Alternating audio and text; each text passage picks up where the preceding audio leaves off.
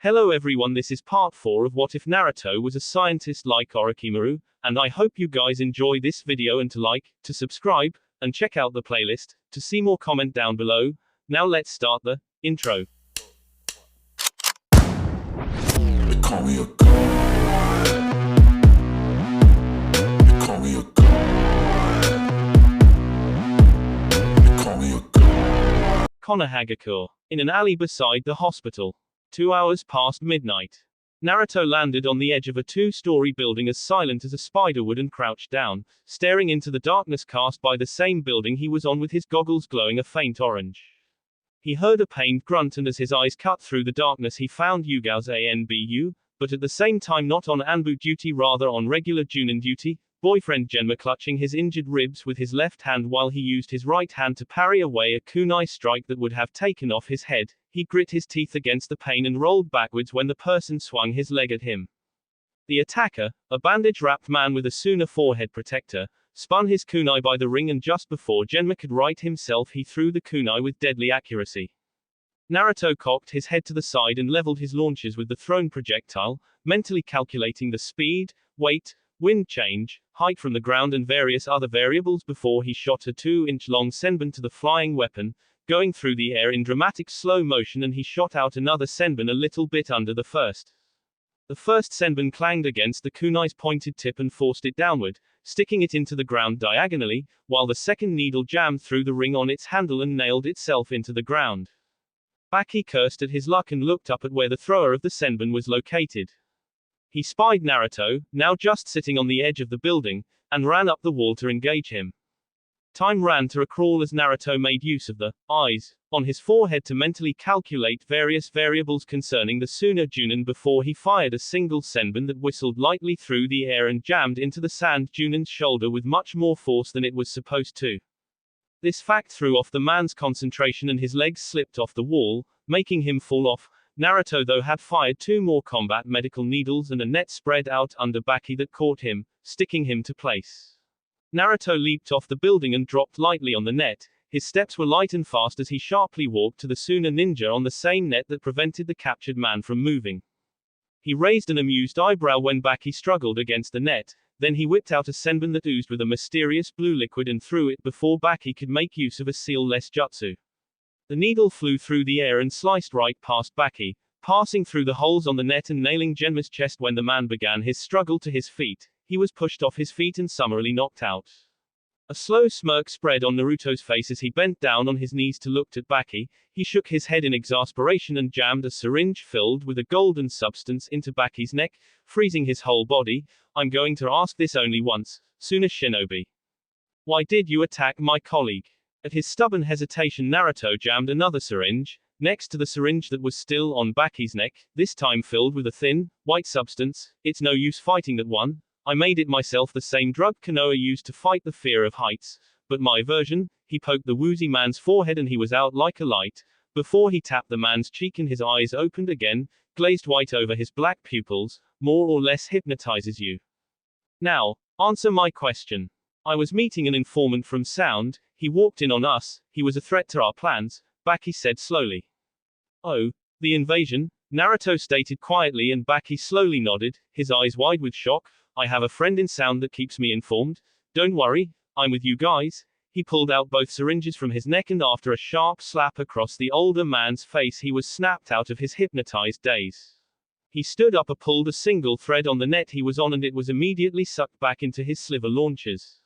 You're with us, Baki said skeptically. If I wasn't I would have taken you to the Hokage by now, the boy responded as he dropped down beside his knocked out comrade. If you're one of us, kill him. I don't have to prove anything to you, Suna Shinobi. If you think you can attack me, go ahead, I'll kill you and you know I can do that, he said as he pulled out the senbon lodged into Genma's chest and began attending to his broken ribs. Now leave before he wakes up. This isn't over, Baki growled quietly and frowned when Naruto snorted, still not looking at him. Aha, sure it isn't. He used his teeth to pull off a cover over a syringe and gently slid it into the knocked-out man's neck, injecting the contents of the needle into the man. Baki clenched his fist but disappeared in a sand shunshin, just as Genma's eyes fluttered open. What happened? He asked as his eyes locked on Naruto's goggle-protected own. You slipped off that building, he pointed to the one he was formerly crouched on. You should be more careful. He pulled out his needle and helped the older man up. That doesn't sound right. 1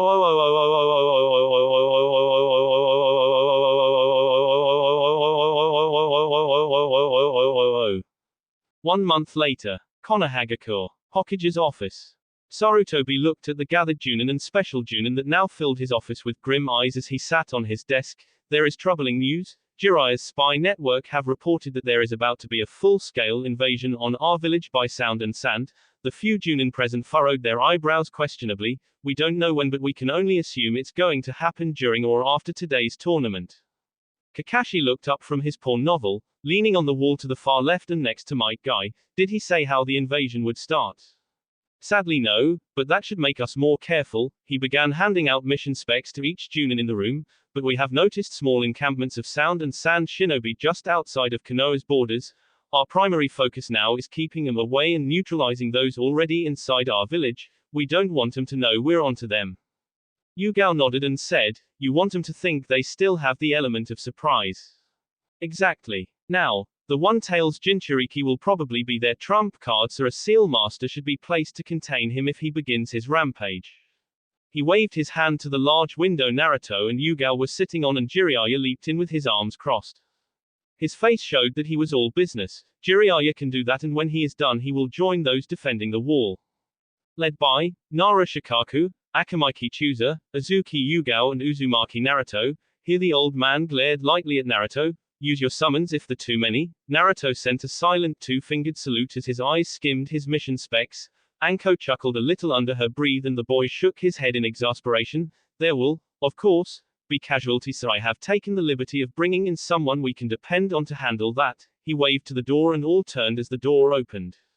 In walked Tsunade Senju. Shizune Kato opted to stay outside with the female secretary. The woman looked around the room silently, with her own arms crossed, until her eyes fell on Naruto. The boy wasn't even looking at her, he was still busy sifting through his bulky mission specs while idly twirling a senbon. The Senju looked back at her sensei and the man continued, amid the shocked murmurs some of his Junin were making. She will be in charge of the medic ninja unit as well as provide support for those within the walls. The blonde woman nodded. All leave from duty has been cancelled and those that were on long-term missions have been called back. Konoha's protection is most important. I have a question, a voice said from the window. The gathered Junin, as well as Jiraiya and Tsunade, looked at the source, and Naruto continued after the Sandaim's prompting nod. Are we to kill the current Kazekige's children? His shoulder was leaned to the side and his thick mission specs was propped on his chest. If they decide to attack, of course. Even though that is not part of your mission parameter, no, you do not kill them, make sure they stay alive. The Junin nodded. Anbu will provide support for those fighting inside, and the Inuzuka, Aburame and Hyuga clan members will provide border support. Like I said, Shikaku, Chooser, Yugao and Naruto are in charge. Hi, Hokage-sama, they said. The ominous fact that Tsunade had been called back from her traveling retirement loomed over everyone present. Your priority is to protect the civilians, so if you have to kill each and every invader to do so, then go ahead. The man slowly looked over his gathered Junin. Do we know who the leader of sound is? Naruto asked again, but this time it was Jiraiya that answered. No. The man shook his head. Leadership in that village is still a mystery. Freaking perfect, the blonde boy said as he chuckled shortly. Most looked at him questionably and he said, we need to cut the leader down if we want to subdue them. We can assume that the Kazekage will be leading in the sound leader's stead, Jiraiya sharply replied, unless this leader from hidden sound would show up during the invasion. Besides that, Sarutobi continued as he propped his elbows on his desk, if on the occasion I am killed, I have already discussed with Tsunade that she will be the godime. The woman begrudgingly agreed to what he said. I want our response to be a statement to anyone else that would want to invade Konoha in the future. Our village will forever be strong. He stood up and most of the Junin snapped to attention. Dismissed. What was written in every mission specs was that the Junin were to stay in the arena with some Chunin and some Chunin shadow clones posing as the Chunin posted to the walls. This was to protect the competitors and the civilian populace. The ninja began to leave the office, and as per norm Naruto and Yugao waited for the flood of top-class shinobi to reduce before they stood up, and began walking to the door. Tsunade, who stood aside for the Junin to walk past, closed the door after them to talk with her sensei and her spy master teammate. The toad sage stepped off the window and stood in front of his Hokage as well. The woman spoke up first. Something's up with that kid. The old man agreed. Naruto has always been knowledgeable of a number of things, far more than he makes us aware of. Then why was he in this meeting? She asked. Because he is still a valuable asset to this village, he threw Naruto's file to his female student.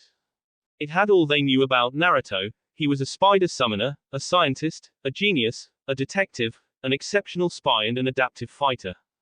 All the missions he had gone on, 57 A rank, 10 B rank and 1 C rank were completed with distinction. The clients even gave positive reviews on his performance. The high-ranked missions overshadowed the lower-ranked ones because he mostly performed missing ninja capture, special artifact recovery, total ninja encampment wipeout, highly dangerous thefts as well as covering his tracks, murder and framing someone else and other missions.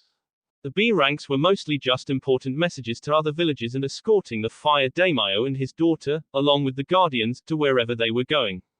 The C rank was when he helped out in the hospital by finding a rare herb that grew primarily in Hidden Chill. Yugao had added in her own opinions to the file that Naruto never wasted any movement and never delayed in making a crucial decision, shooting Senbon with killer precision and making use of his outstanding taijutsu form to take down people much larger than him. It listed all the jutsu they knew the boy was able to use and they consisted of mostly A and B rank, some that revolved around his summons and others that could be found in the A rank section of the library, nothing they didn't know but things they didn't expect a 13-and-a-half-year-old boy to be able to perform. The file speculated that he was able to use a high amount of his QB chakra but so far they hadn't seen him do it. It also speculated that his sensory ability was much higher than an average sense zone, as seen when he was able to tell who from who without looking during a mission to Swamp Country. Tsunade whistled, impressed. He sure has some moves. She turned to the last page and it showed some of the pictures taken by a Hyuga hunter ninja that accompanied Naruto on a mission. Naruto had smashed his foot, the sole protected by a thick material, against a man's face in a perfect display of a flying kick. The bigger man's arms and legs were tied together by glistening ninja wire and the next picture showed the spray of blood from his mouth as he fell. Another showed the blonde spider summoner dropping onto an unsuspecting party that comprised of a popular drug dealer and his security entourage. The boy was not clearly seen in the shadows but they could notice the faint orange glow his goggles made. The mission report by the hunter ninja said he had silently dropped down in the middle of the entourage, behind the drug dealer, and with 6 quick movements shot down the security team with some thrown kunai, knocked the man out and took him back to Konoha on his shoulder. For all intent and purposes, the file described Naruto as a model shinobi. The last thing on the file talked about the suspicion that Naruto was connected to Kitsugami Drug Company, citing that the logo was a spider skeleton with 9 legs but that was as far as they could go. They couldn't bring Naruto in for questioning since he was an expert liar and the logo might also be a coincidence, merely a QB fan as well as a spider fan. Yugao and Naruto weren't aware of this addition. The Hokage gently lit his pipe and blew out some smoke from his nose. I am certain that he has something in mind on how to take down anyone he goes up against, even someone he hasn't met before. I'll keep an eye on him, Tsunade said as she snapped Naruto's file closed. Good. Keep me posted. His loyal students nodded and left his office. Meanwhile with Naruto, the boy had marched to the west gate, his post until the invasion began, and when his senses told him that no one else was present he flipped through a small chain of hand seals, summoning jutsu, a puff of smoke on his hand later and a pitch-black spider with the number 3 on his bulbous behind was in his hand. Naruto-sama, the small spider greeted in a deep, gravelly voice. I want you to go to the snake summoning realm and tell them that Konoha is onto their summoner, they should relay the message to her. At once, Naruto-sama, the spider said as it disappeared in another puff of smoke. The spider summons were the only summons that the snakes had officially allowed contact with on their summoning realm. At the moment there were both snakes and spiders on both realms, something most believed could never be possible. Some Chunin then slipped into the room, making sure to salute Naruto, and took posts outside the door. He turned to the now assembled Hyuga, Inuzuka and Aburame that had been posted to his side of Konoha's wall that looked at him expectantly, standing outside the sentry post Naruto was seated in. He looked over them and spoke. I want every Aburame to focus on staying back and providing back support, advisably with their Kakaichu. Hyuga are our frontline fighters, you face them head on and Inuzuka come in from the sides as support. I want the invaders contained to the very last one. I can make traps very quickly, so don't worry about going against too many people. They nodded, aware that Naruto was pretty much a trap master. The Sandaime orders that you kill if you don't have an option, so no holding back or underestimating anyone. A vital part of being a Junin wasn't to lead, but rather to be the cool head that makes crucial decisions. He merely passed his decision to his subordinates. Hi, Naruto-senpai. 3 hours later and his goggles shone a faint red and an explosion was felt from the Chunin exams arena. There was a war cry from deep in the forest and Naruto got up from his reclined position in the sentry post. The clan members around the box stood up abruptly. Look alive, he placed on his headpiece and leaped out of the box, and ran in. Don't forget the plan. The Hyuga charged in behind him and the Inuzuka fanned out to the sides while the Aburame remained at the back, ready to throw clan jutsu as support. Two long senbon clicked into place on Naruto's launchers, drawing thin lines on the ground as he ran to the invaders. The sound and sand shinobi ran back to him and the boy leaped over the first wave and began slashing at the shinobi behind them, stabbing and hacking anyone that stood in front of him. As a large, lumbering ninja came at him, he whipped out a senbon from a pouch at his back and stabbed it into the man's leg, flowing around him and smoothly cutting behind his knees. As the man fell down, Kakaichu descended down on him and ate him to the bone. The invaders began to taper out and Naruto abruptly stopped, reaching out with his senses before he silently motioned to his right to the Inuzuka there. The shinobi burst from the forest and they flooded to the dog clan members. The Aburame at the back yelled out as one a clan jutsu and Kakaichu shaped his fists rained down on them. Just then there were numerous massive plumes of chakra smoke in the forest and finally silence. The invaders were cut down to the last one and the Konoha ninja waited for the new threat. It was silent. Foreboding settled in the Hyugas as they looked ahead with their Byakugan blazing. That was when a generic-looking pale-eyed clan member jumped back quickly, away from the lightning-fast bite a snake summons had sent from seemingly out of nowhere. Naruto yelled, "Hyuga, fall back." The ninja diligently leaped back and Naruto commanded the bug-using clan to charge. The Inuzuka were to stay where they were to cut down any more human invader when they came. The boy rolled aside from a lightning-fast bite and jammed an explosive tag through the snake's head, flipping away numerous times to dodge the explosion. He shot out his right pincer senbon and it lodged under Snake's chin. He swung onto its head and quickly dislodged his needle before he placed another explosive tag on the snake's head, making sure to leap onto another snake as it exploded. He continued leaping from one snake to another, blowing up their heads, until he realized that the summons were getting too many. The Aburame, still yet to suffer any casualty, were being pushed back. Inuzuka, come from the sides, stay sharp, he said into his headpiece and his command was diligently obeyed. Hyuga, support from behind them. But that will leave the gate open, a person responded. I know what I'm doing, Naruto grunted as he spun away from a snake that had lunged at him. He spun in the air quickly and wind-fused shuriken flew out of the mini tornado that covered him, peppering the snakes around him, slicing through the hordes around him. Hi, senpai, the person replied. The Hyuga began throwing gale palms, wind palm vacuums and made use of protection of the revolving heavens over the dog clan as defense while the Inuzuka threw drilling fangs and fang over fangs as attacks while they were already in their man-beast clone technique. He then ordered the Aburame to fan out as he flipped through some hand seals, summoning jutsu, venomous clay spiders. He slapped his palm on the ground and a complex summoning seal matrix spread around him.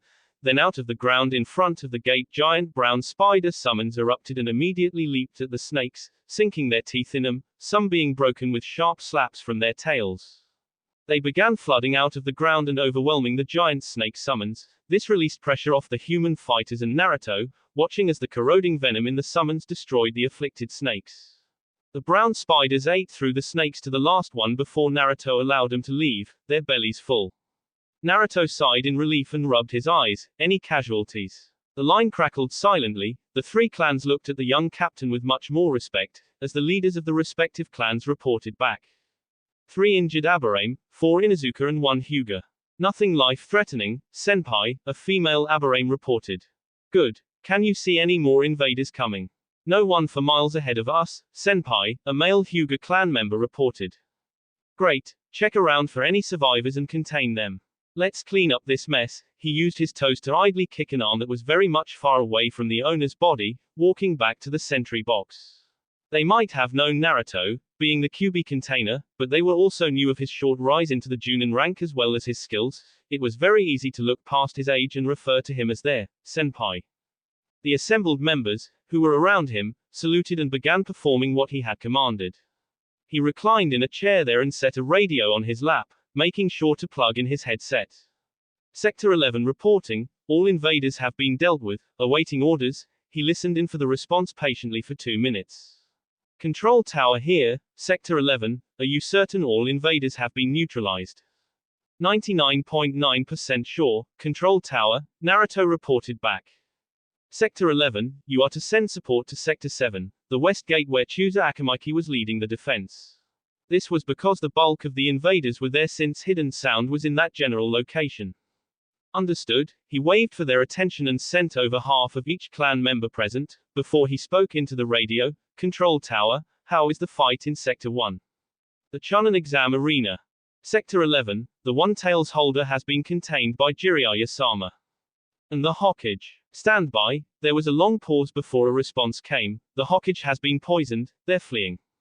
Naruto stifled his relieved sigh. Should I give chase? He might have been very young for his age, but he was very good at catching up and capturing people. No. Maintain your position, Sector 11, the Hokage's life is our priority now. Understood. Hiruzen Sarutobi didn't survive the fatal poison Orochimaru had given him. His burial was a solemn affair, but immediately after Tsunade Senju had been handed the mantle of Hokage. The first thing she did was begin her investigation on who had been supplying the hospital with illegal, hard-to-get drugs.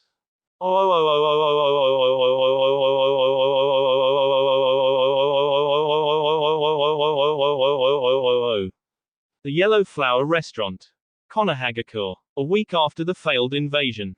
Light violins played through hidden speakers as Kitsugumi Gumo sat down on at his table and smoothed over his purple pin-stripped suit with his hands. Behind him Aoki stood at the ready to draw her weapon, her eyes roved over everyone in the restaurant suspiciously. The teenage swordswoman was wearing pure white face paint with her lips painted in a small pouty red circle, and her eyelids were hooded with red, cat-like paint that drew the corner of her eyes close to her ear stylishly. The girl's boss still had his wide-brimmed hat casting a shadow over his whole face. He set his hands on his lap and looked around curiously for the new crime lord he had been scheduled to meet with, and he hated tardiness. A waitress walked up to his table and began pouring water he had initially ordered into a glass cup. He noticed her hands were shaking. He looked at her curiously, and when she was about to leave he grabbed her arm sharply and she froze. She slowly turned back to him and he saw what he was looking for in her eyes, undiluted fear. He gently motioned for her to come to him and he slipped a finger-sized square of paper filled with exactly 5,000 ru into her hand, closing it before she could reject his money since she knew what was inside. Beneath his hat he smiled at her. She caught the faint outline of it and he whispered to her. Why don't you take a break, sweetheart? You look tired. He patted her closed fist gently and she gratefully bowed low to him, and ran off. Kitsugumi looked over his shoulder to his feminine war paint-wearing bodyguard and they both shared a knowing look. They had been, coincidentally, given a table at the very center of the restaurant and there just so happened to be well-built men and women that wined and dined on the tables around him. He caught some send him quick looks from the corner of his eyes. The major drug producer nodded imperceptively and Aoki rolled her neck. The mysterious man slowly stood up and all the noise in the restaurant fell, silent as a graveyard. He stood up straight and waved for the bartender, who was also shaking like a leaf, to leave as well. The old man too bowed deeply to him in appreciation, this time doing so 4 times before he ran out of the restaurant. No one barred his way. Kitsugumi cleared his throat and said, "Before we begin," all the people paid attention to what he was about to say. A slow, twisted smirk spread on the speaker's face under his hat. He looked around. Is there anyone that would like to leave? The music was smooth and calm. The people then realized that he was already onto them and they stood up, pulling out various weapons from under their tables. Some even threw off their formal clothes in favor of wearing standard Konoha shinobi uniform. The door to the restaurant was slammed shut and 2 burly Inuzuka stood guard there, under disguise as bouncers. The armed Konoha shinobi began getting into ready positions around Kitsugumi. Fine then. Let's begin. Kitsugumi gently took off his quality-tailored suit to show he had on a long-sleeved black shirt with purple suspenders connected to his pants. Dropping his suit coat onto his chair, the music blasting from the hidden speakers began to increase tempo. Aoki half pulled out her katana and got into a ready stance as well, her back to her boss and his back to her. It was obvious Kitsugami wouldn't come in without a fight, so the Junin didn't bother stating for him to stand down. Kitsugami got into a fighting stance most would say was meant for street fighters, making sure to roll up his sleeves neatly and clenched his gloved hands tightly. His feet were clad in comfortable boots, shinobi boots, so he didn't need to worry about moving around swiftly. His right hand motioned for the shinobi to come at him. Well, what are you waiting for? Come on. And the all-out fight began as the classical violin and piano music started a hectic and rushed rendition, typical for most fight scenes. Two shinobi first rushed to the hat-wearing man and he flowed under them smoothly, grabbed the shirt of the man passing his right and threw him into the man passing his left, quickly sidestepping a grab for his shoulder, and with a snap kick he nailed the person's ear, careening the victim across the restaurant. He leaped over a sword stroke and dropped down on the weapon, breaking it in half, but before his feet could full touch the ground he smashed his foot on the user's chest, throwing him into two more attackers and destabilizing them. His arms reached to his left and grabbed a tanto from coming down at him. The woman that had used the weapon stared at him with shocked wide eyes before he pulled the weapon out of her grasp and stabbed it into her side, shoving her to into some Konoha ninja. Aoki clanged her sword to hold off 3 katana blades, gritting her teeth under the combined weight before she snapped her right leg to the right and nailed a man that had wanted to ambush her on his forehead, leaving a visible imprint. Her raised leg then stepped on her dropped sheath and she quickly caught it with her right hand, having to release it from her katana and duck under their swings. She grabbed her sheath from the air and smashed it against a sword-wielding man's cheek, spinning on her heel and smashing it against another person's cheek, audibly shattering their cheekbones.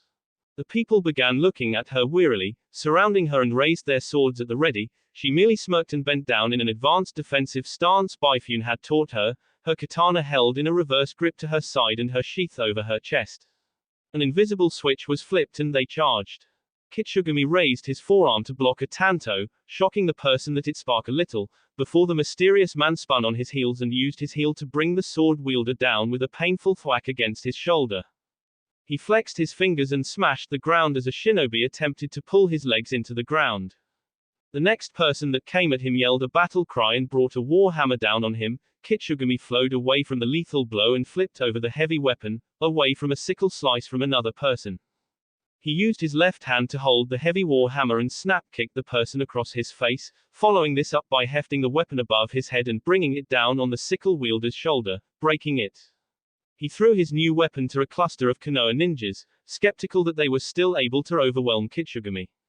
That was until a hat-wearing Junin reached forward and grabbed the head of the hammer safely in his hand. He dropped the heavy weapon and it thudded on the ground. The person walked forward and threw off his hat, revealing that he was Hatake Kakashi. I was wondering when you'd come out. I was testing out the waters. Kakashi shrugged as he took off the formal suit, showing all he had his Junin uniform underneath. The copy ninja cocked his head to his hat-wearing opponent. By any chance will me showing up convince you to give up? My guys were giving you a tough time. Kitsugami laughed. These guys. Nah, I didn't even break a sweat. He bounced on the balls of his feet and motioned for Kakashi to come at him. Now show me what you've got, copy ninja. Your funeral, the masked shinobi mumbled as he ran to the confident Kitsugami. The A-rank Rouge Samurai blazed under a female shinobi and sliced the back of her head, lopping her head off cleanly. She didn't stop there. She jabbed her sheath at a male katana user and followed up with a spinning kick to his face. He crumbled to the ground bonelessly. The woman blew away some hair that blocked her right eye and her eyes settled on a purple-haired katana user that had commanded the other katana users to stop. Yugao walked forward, her katana pointing downwards and her sheath held in a reverse grip. The woman looked at the dead, dying and severely injured shinobi around the war paint-wearing samurai, shinobi that were under her and Kakashi's joint command, and she glared at the other katana user. You will not leave this building alive, Yugao said lowly. If I die it would be an honorable death in the service of my master, Aoki replied as she put her katana-holding fist to her chest and went back into her former stance. Your master will be tried and probably executed. Your life would have been a waste. Ever so slowly Yugao got into her favored kenjutsu stance and so did Aoki. We'll see, and they clashed swords against each other. Sparks flew as lethal steel met lethal steel. Kakashi easily parried a jab to his stomach with his forearm protector and went for a palm strike to his opponent's chest, but the man slapped his attack away, unexpectedly throwing the copy ninja back to the memory of Naruto slapping his hand away from his goggles during the boy's re-evaluation. The fight went on with both fighters being on equal level until he caught a hole in Kitsugumi's stance.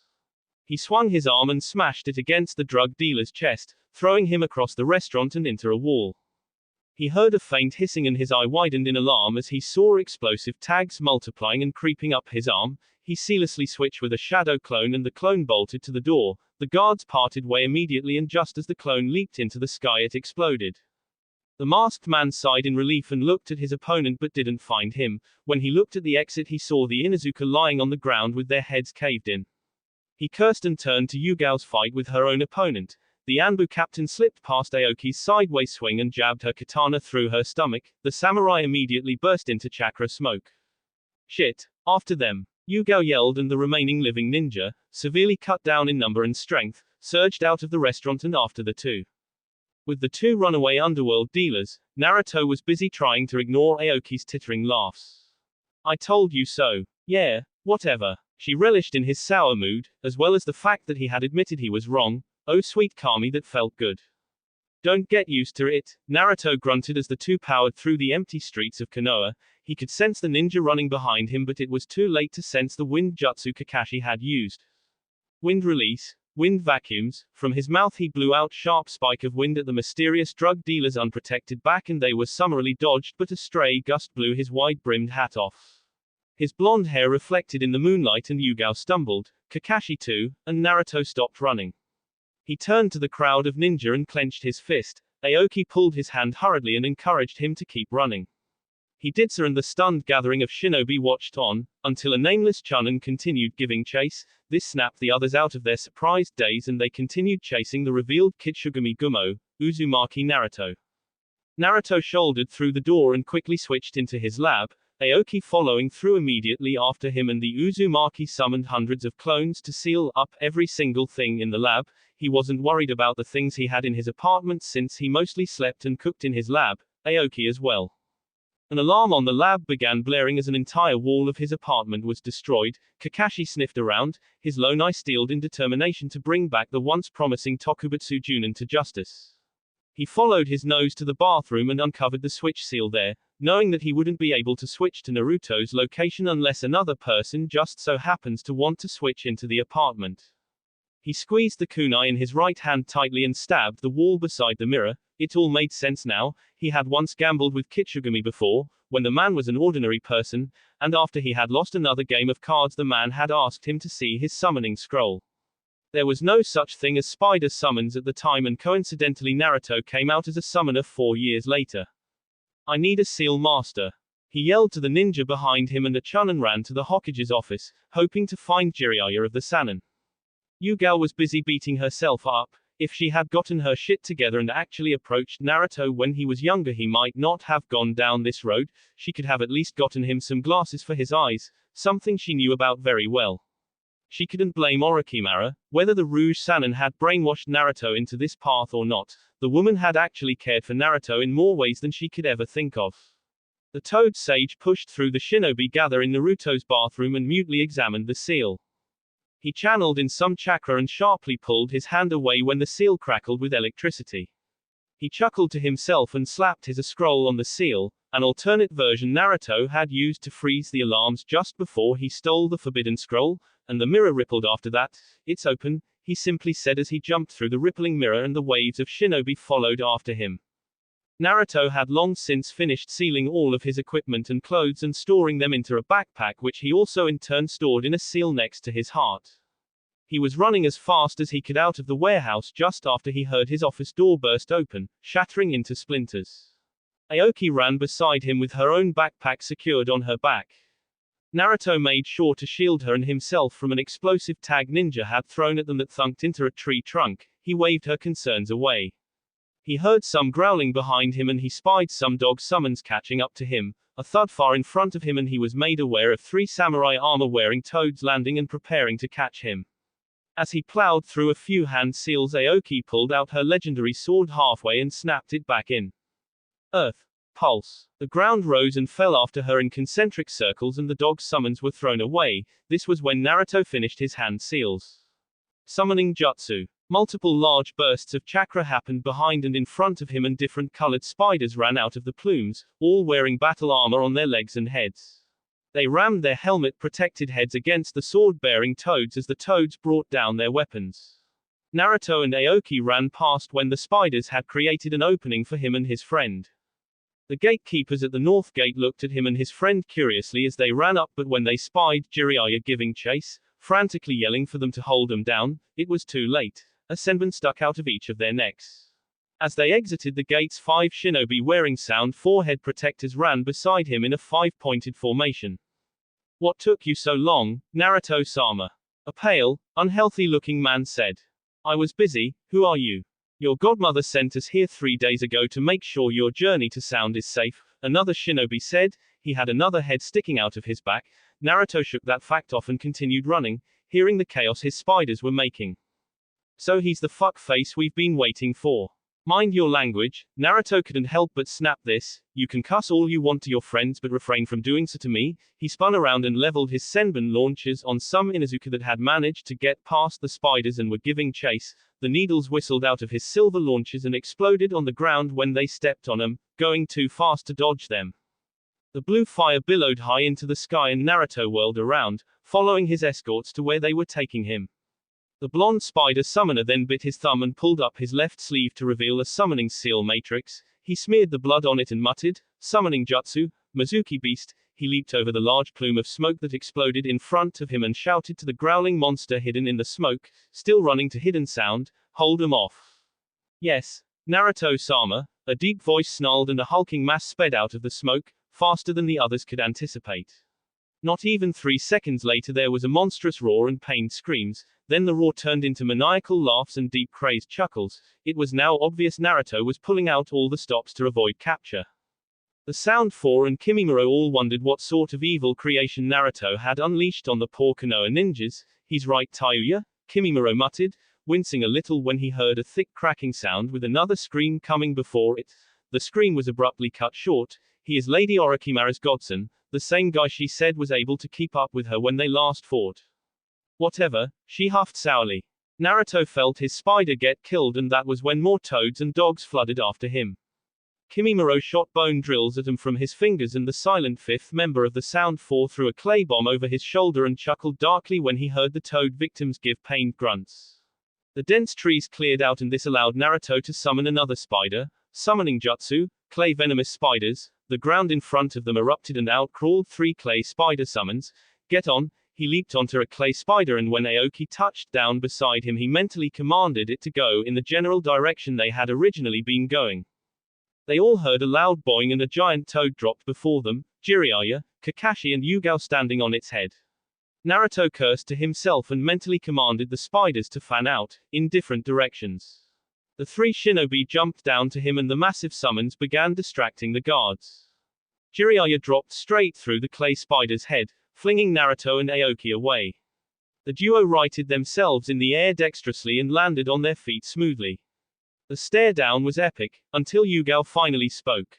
Come back peacefully, Naruto. Maybe Hokage-sama would go easy on you. You should listen to her, that's some really good advice right there, Jiraiya grunted, standing tall and intimidating under the illuminating moon. I think I'll pass on that, Naruto replied and got into his favored 4-legged shadow spider stance. What went wrong, Naruto? The purple-haired woman whispered and Naruto caught it. The wind speed increased slightly. Becoming a shinobi, that's where I went wrong. But why drugs, kid? Kakashi said. You might not believe me, but my company has been helping millions of people who have problems affording drugs these days. I've saved millions of families and dozens of hidden villages from extinction with my drugs. The illegal stuff happened before I expanded my clientele. Can you honestly tell me that what I have done to the medicine world isn't vital, isn't groundbreaking? It wasn't like Naruto tested the illegal drugs on himself, that was meant for others to test on. You have done some great work, Naruto, but what you did before these things could happen, Yugao trailed off, you experimented on people, you killed, you kidnapped, and you did it without remorse. They were all dregs of the society, no one would miss them. It doesn't make it any less evil. Jiraiya shouted, you're just like Orochimaru. He hoped that would make the boy feel even a little remorse, but rather Naruto brightened up and flashed a grin at him. exposing his freakishly serrated spider teeth to them to see even under the moonlight. Thank you, Jiraiya, and I'm sure my godmother would be glad too. Your parents would be disappointed in you, Kakashi shouted. They lost all right of being proud of me the moment they died. I don't think you've noticed, but I've been alone for a long time and they didn't even leave me a single letter, or even a picture. Naruto yelled, finally losing composure after his parents had been mentioned. He had not received his inheritance because the estate had been flattened by a tale from the Kyuubi, and the massive wells of money in the joint Namikaze Uzumaki account had been slowly drained dry over the years by the civilian council as well as some few select shinobi. As far as I know, the only parent I have is my Orochimaru. She's cared, that's all that matters. He didn't flinch when a loud thud hit the ground, destroying a clay spider and scattering the sound ninja trying to fight the toad. Is this about love and care?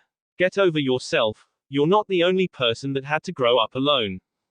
Try growing up half blind and having to look through the trash for food. When you know how that feels, you'll understand. Frankly speaking, the toad sage had lived a good early life, even as an orphan. The people my parents entitled to look after me failed, and it was only my godmother that went above and beyond, just for me. You should all be glad I don't hold any grudges. The man didn't have a good comeback. He had already reconciled with himself the fact that he was a terrible godfather. He had hoped that he could bond with Naruto over training the Kyuubi, hoping that Naruto would look up to him, but that was never the case. He got into the toad kata stance. Enough talk. Yeah. Enough talking, Naruto muttered and flipped through 3 hand seals as the 3 ran to him. Web bomb. Level 10. A sparkling white orb began growing between his palms, and when it was roughly the size of a beach ball he smashed it onto the ground, Aoki making sure to stand behind him away from the blast. She was very familiar with the attack. This would be the first time the 3 ninjas would see it. The effect of this was the ball exploding and covering all in thick, heavy and quickly drying white webs. Even the toad had to leap aside. There were fingernail-sized spiders with beeping brown and green behinds that moved sluggishly over the webs, expanding it and at the same time fortifying it. When Jiraiya thought he could break out, his hole was smoothed over. It would last an hour. Naruto shook the webs off easily and pulled Aoki out, summoning clones to pull the Sound 4 and Kimimaro out too.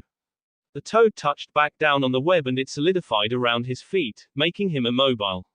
He spared a look at the trapped ninja, and ran off to Hidden Sound.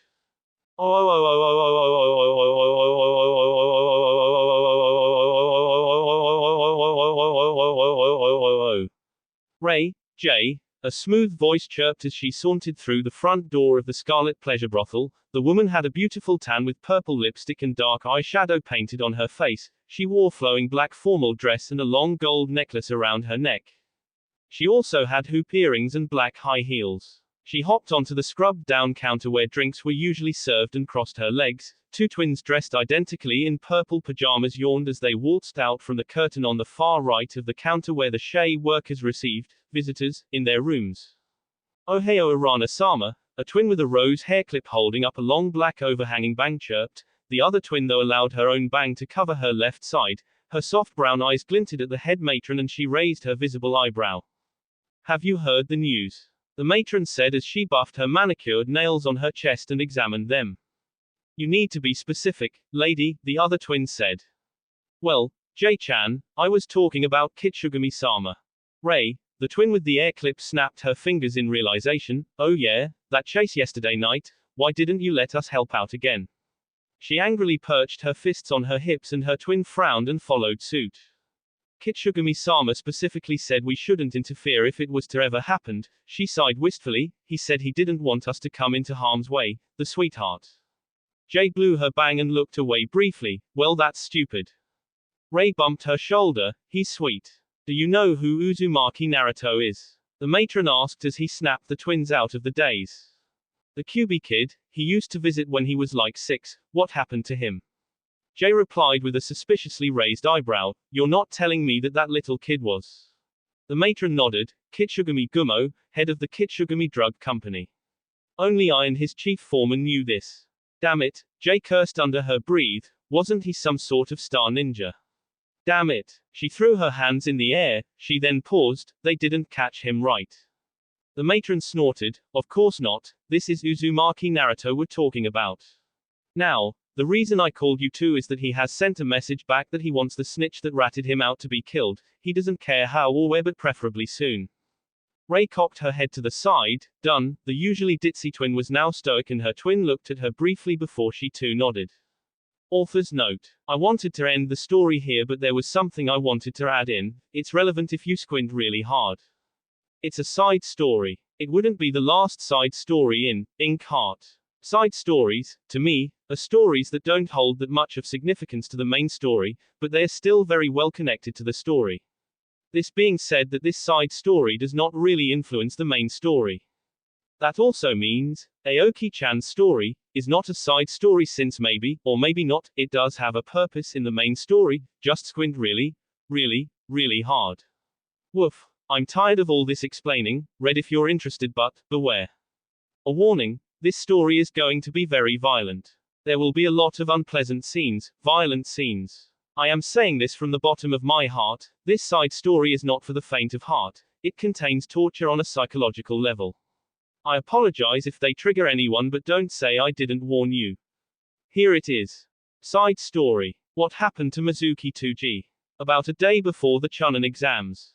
I've found something, Kakashi-senpai. The masked shinobi looked to his right when he heard the familiar feminine voice of his subordinate, Azuki Yugao. The swordswoman had been among the few people that had volunteered to rummage around in Naruto's abandoned warehouse laboratory. So far the only things they had found were stray pieces of paper that had gibberish scribbled over it, probably codes, some empty test tubes, and, now, a camcorder with a memory card jutting out of it.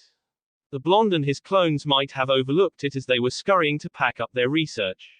Even the beast that had attacked with the spiders had disappeared to wherever it came from. Kakashi took the camcorder from her and looked at it with his lone eye, then he brought down the corner of his mask to expose his Sharingan eye. No tags or genjutsu, the camcorder's screen was smashed and its eyepiece had been bent in a bad angle, it was too broken to be used. He turned and walked to a large screen that hung securely on the wall, where Naruto used to magnify anything he was looking at through his powerful microscope. He pulled out the memory card and blew on it, and then he poked it into the space under the screen where Naruto had labeled for memory cards. The other ninja that had been looking around the ghost warehouse paused at what they were doing when Kakashi pushed the card into the space under the screen. The screen fizzled. There was a short, static buzz and there were only lines crisscrossing the screen before it abruptly cleared to reveal Naruto looking into the camera, his goggles black and his pale face an emotionless slat. I think it's on now, boss, a dismembered voice said, and Naruto smiled slightly. Good thing this thing was 100 Ryo-ha, he muttered and handed the camera to the voice. The audience watched as Naruto cocked his head to the side and took off his hoodie to reveal his plain black short-sleeved shirt. He leaned back to reveal that he was in the abandoned office. He hung his hoodie and ignored his lab coat in favor of walking out of the office, showing that the corridor between his main lab and the office was actually an animal containment area, containing a vast number of animals, so many that the audience wondered just how he was even able to get them past the gatekeepers. He entered his lab, passing by the empty spider enclosures. He turned to the camera and this time on his formerly expressionless face was a bright grin. He forced the clone holding the cam to turn to the left to reveal a silver-haired man lying on a table with his hands and legs strapped down securely. His was in plain trousers and shirt and he was very much asleep. Is Mizuki-sensei? The watchers leaned back abruptly when they beheld the dozing man. Naruto had reported that he had torn him apart in an emotional explosion of clones. Naruto stepped away a few paces from the camera and walked to the side of the table where Mizuki lay. He raised his hand up and used the back of his hand to slap the sleeping man awake. Good evening, Mizuki-sensei, Naruto said as he turned to the smaller table beside him. He ran his fingers over the gleaming tools and test tubes there, then he looked back at Mizuki. What the, Kyubi? Yeah, let's go with Kyubi. Naruto grinned widely, exposing the serrated teeth feature he shared with his summons. Mizuki tried to sit up abruptly but realized that his hands and legs as well as his midsection were held down by tight straps. I always knew you were evil, the former teacher said under his breath after a small chuckle. Evil is merely a perception from the victim. I merely do things for an end. Is that so, evil? He picked up a syringe and stabbed it into a closed test tube, sucking all of its contents in. He then injected the liquid into a bag that hovered over the teacher, injecting another liquid into another bag. He connected these bags into a vein on Mizuki's left and right wrists. What do you plan on doing, demon? The man's struggles were futile. You might have not have noticed, but I pursue ideals people consider vile. Simply put, I want to turn you into a creature of nightmares. I might fail, I might succeed. The positive side is I would be able to see you break apart. He slipped on a pair of rubber gloves and a twisted, dark smirk crawled onto his face. You should have never trusted Orochimaru. Wait, let's begin. There will be 5 stages of what I'm going to do to you. Naruto interrupted and flipped on the drip bags to begin pushing the clear liquid into his wrists. Disregarding your cursed seal, you have a strong immune system, so the first stage is to break your body. I'll start from inside and work my way out. He then harshly grabbed the man's cheek and smiled widely to the sweating man, and believe me when I say this, I will savor every moment of it. Don't be shy to scream. That was when the immune-weakening serum being pumped into the man's body began to take effect. The things the young boy did to the Chunin were too painful to watch. Naruto disregarded the man's screams of pain, and when he deemed his immune system weak enough, he injected what he called a regulation serum into his system, which boosted his regeneration while his immune system was still very low. The shinobi winced as Naruto whipped out multiple senbon and stabbed it all over the teacher, even laughing at his whimpers of pain. He roughly grabbed his hands and, one by one, he began breaking his hands. Then, to the audience's horror, he cut the fingers starting from the very tips down to the palms. Then the hands regrew, but while they were doing that, he focused on the feet, shredding it up to the knees and allowed them to grow back while he went back to the hands. The blood, spit and mucus that sprayed from the screaming Chunin was nauseating. Some of the ninja that watched couldn't take it anymore and released the contents of their stomachs. Kakashi sighed when Naruto laughed loudly again as he jammed 2 senbon straight into the soles of Mizuki's feet. He closed his eye and grabbed what he could guess was the remote control that hung under the screen. He pressed the fast-forward button. The first stage in the video lasted 3 days before Kakashi finally released the button. Mizuki was sweating buckets and his hands were shaking violently in their restraints. He was panting and crying. PPP please. Naruto smirked at him in amusement. And why are you begging? I believe you are ready for the second stages, breaking your mind. Looking at you now, I'm half done with that. Let's begin.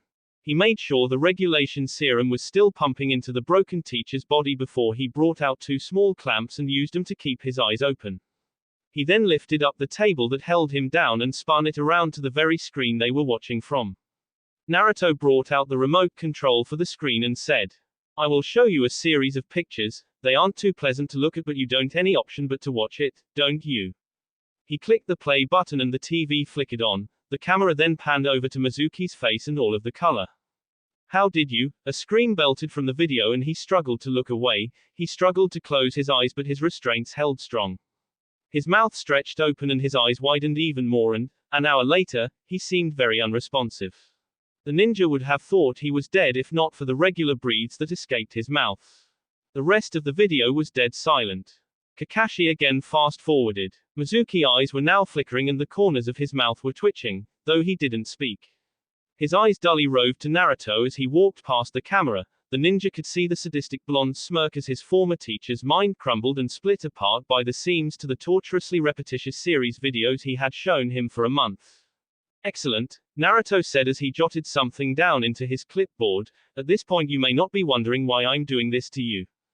Besides the fact you thought you could manipulate me with money, he said with a short snort and roll of his eyes, I don't want to seem like the cliché movie villain that would reveal his dastardly plot to the spunky hero right before he even does it.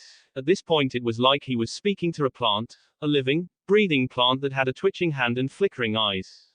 Mizuki's eyes now seemed permanently contracted eyes with a thin red ring around his eyeballs, probably caused from the tears he cried before his brain cells were fried. Naruto noticed this and chuckled to himself, writing down his discovery that even with the bait of telling him his plans would force any action. It was either he was faking his behavior to escape the videos or his mind was genuinely so broken it was reminiscent to a window that a soccer ball had broken through.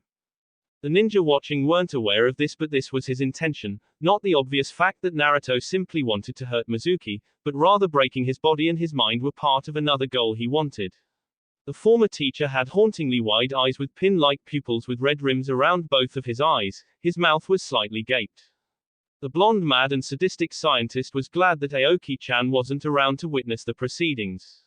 She had come face to face with the lower rungs of humanity and would rather not meet them again. She had been allowed to stay at his apartment or walk around the village if she wanted any time he returned to the lab.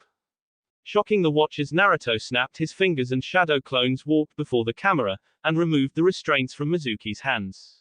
The clones left as the man clumsily fell on the ground. He rigidly picked himself back up again, but his horrified facial features and pallid skin color remained the same. This was understandable since he hadn't eaten a good meal in months of being in Naruto's lab. The blonde poked his forehead again, seeing if he could elicit even a small wince, but he got none. It seems I can now move to the third stage of my project, breaking your will. The watchers felt their blood chill when he said this, and some even covered their faces. This was the real side their comrade and their senpai didn't reveal to them. I'll give you a 10-minute head start. Run, the boy said shortly before he turned around.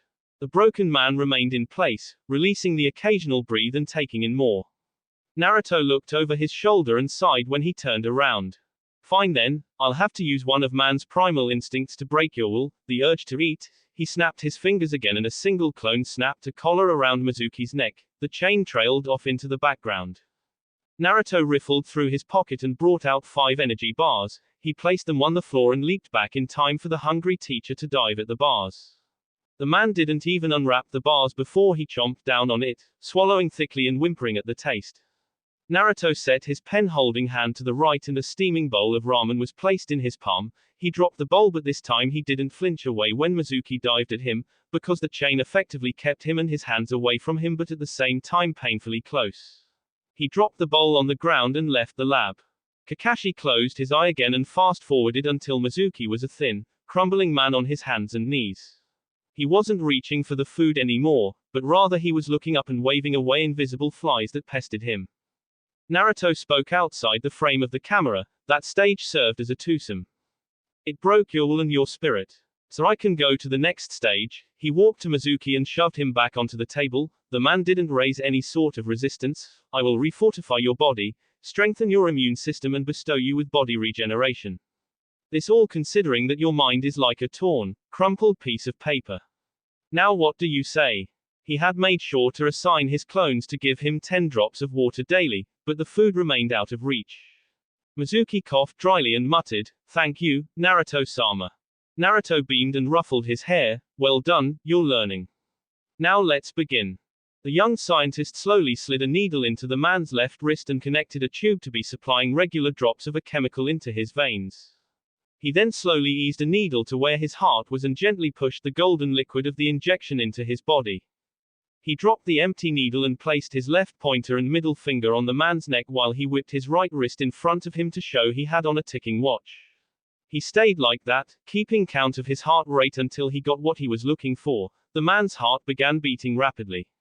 He remained neutral as he injected his other wrist with another chemical. This one was light purple. At this point you all may be wondering why his cursed seal wasn't reacting. The camera panned to the seal. To answer your question, Naruto brought out a paintbrush with bristles wet with ink and a phial of blood. He squinted his eyes and his goggles shone a faint red before he began tracing over the intricate seal. When he was done he channeled his chakra.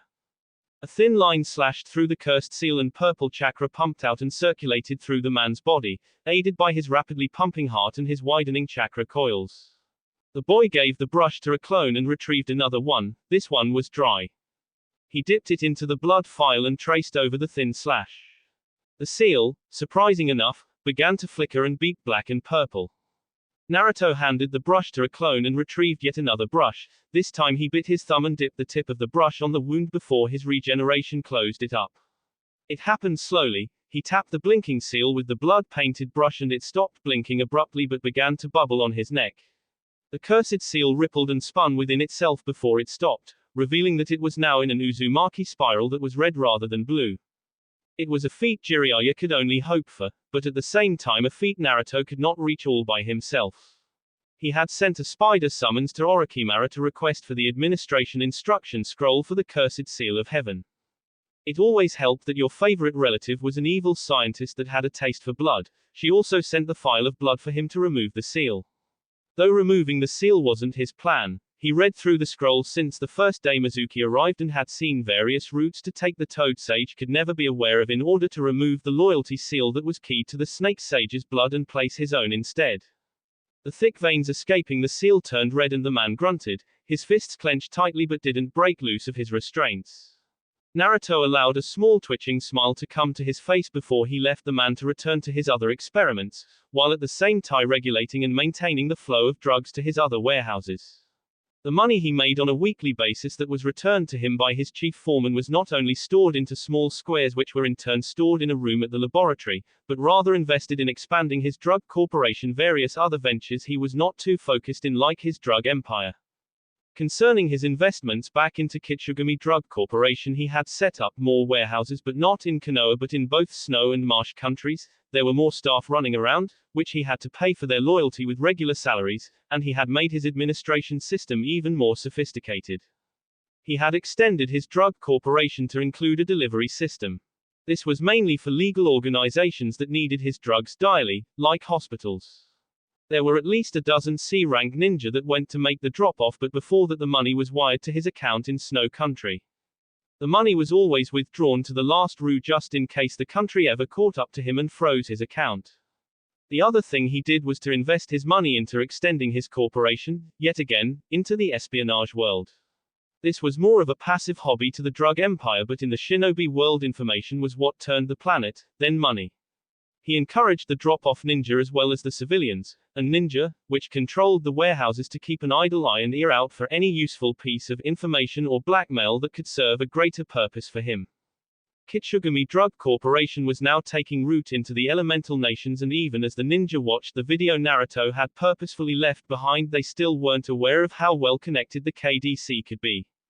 The Hokage, and the other cages, may have made a vendetta to shut down his operations, but their attempts were amusing, given the fact that their own hospitals depended on the drugs he himself had created. Some of their ninja needed his own custom-made chakra-replenishing pills, which were better than the old ones, seeing as they didn't have that much of a negative backlash when the chakra ran out. He might have been producing illegal drugs as well as his main merchandise, but there was still a large sphere of people outside his workers that didn't want him to shut down his operations. The next time Kakashi fast-forwarded, Mizuki looked much healthier than the last time. He had thick muscles and his back hunched noticeably on the table. His hair was shaggier, growing till it was past his barrel-like chest, this still considering the fact that it was shadowing his eyes.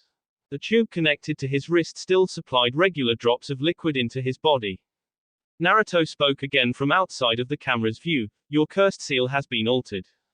That means, my broken friend, that I removed the limiter kept on it so that it would be eternally activated. In my research on humanity and nature chakra, I have discovered that as long as a person is part animal of any kind, even a measly ant, then he will be saved from the adverse effects nature chakra has on use. That thing in your wrist is what I call liquid DNA. It contains a small, submissive strain of DNA from a grass country tiger spider. These were spiders that were as large as 3-year-old children, when they were fully grown, with no venom in their fangs to kill but rather to stun long enough for the fangs to fully sink into the neck of its victim. Its foil though was that with how quick it could strike and how stealthy it could move, it was not a fast runner. Your cursed seal assimilates with this submissive DNA in you even more since it is a breed of spiders closely related to tigers. If I stopped the circulation of this DNA in your body, the ones already in you would be eaten alive by your now strong immune system and you would turn into a stone. A sad fate for a miracle of science if I ever deemed you worthless. Please master," Mizuki muttered with a small unconscious growl, not one of defiance but rather since he could not speak without the occasional growl.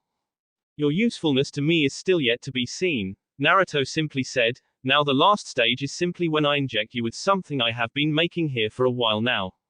It contains a mix of the tiger spider and the fire centipede. This should hurt. Let's begin." He stabbed a needle he whipped out from his coat sleeve into the mutating man's neck and stepped left once again to attend to his duties in the lab and to his corporation. As Kakashi once again fast-forwarded, all witnessed the change Mizuki underwent in high speed. His neck thickened, his arms bulked up even more and descended down to his feet, his legs became shorter, about as long as your foot to your knees, his skin turned grayish-red, his canines descended well past his chin, 12 spike-like protrusions jutted out from his sides and twitched with life, and a large mandible shot from the edges of his mouth and clicked together. He was now a freak of nature. The only rational thing that passed through his broken, twisted mind was on how to serve Naruto better to earn his favor. Naruto smirked at what he had created and turned to the camera, a knowing glint shone his eyes before it turned off. The silence that reigned in the empty lab/warehouse was deafening. Some of the chunin that Naruto had commanded during the invasion looked down at their hands. Kakashi sighed again and stashed the memory card into his flak jacket. No one spoke again as they all filed out of the warehouse and tree-hopped back to the village. Why did Naruto leave a video showing a juggernaut he had in his grasp? Just because. He didn't have to have a reason for everything he was going to do or doing presently, right?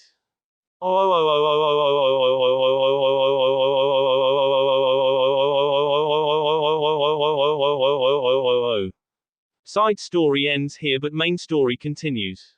Uzumaki Naruto, though, and his godmother, Orochimaru of the Sannin were at the moment lying on their bellies on a high hill, with the sickly woman peering into a pair of binoculars. They were looking the violent whirlpools that spun over the oceans, then at the menacing sea creatures that swam through the whirlpools with ease, then finally to the dozens of highly ranked ninja wearing the Kumogakuo forehead protector patrolling in front of the high wall that curved over the main path towards ocean, as well as the few shinobi that patrolled the other routes. It was ridiculous that the Raikage had gone through all this measures so that no one would go to Uzushio, disregarding the fact that there were dozens of whirlpools that would shred any person that was not an Uzumaki summons or with the Uzumaki bloodline, or associated closely with the Uzumaki. Since Kumogakuo, and any other village, could not access Uzushio completely, then no one would. Orochimaru removed the binoculars from her yellow eyes and looked into Naruto's goggle-protected own. She smirked wickedly. First lesson, my lovely little godson, is on how to pass through Kumo to get to Uzushio. She motioned forward to reveal that they weren't even in Kumo, rather they were lying on a hill behind Hidden Mountain, which bordered Kumo. We are going to put your stealth skills to the test. She pinched his cheek and stood up. He stood up as well to show he was in a well-fitting black and red hoodie. He shrugged on his backpack and carried his godmother's backpack in his right hand. They always had the option of passing around Kumo, but where was the fun in that? Besides, cutting through the hidden village that had the world's highest bounty for the snake Sannin was way shorter than going around it. They had a long journey in front of them, which just so happened to do with breaking through the elemental nation's wealthiest hidden village to a destroyed village whose eternal defense may or may not reject them. What could go wrong? That will be it for this video. If you want more, comment down below, like, subscribe. And see you guys later.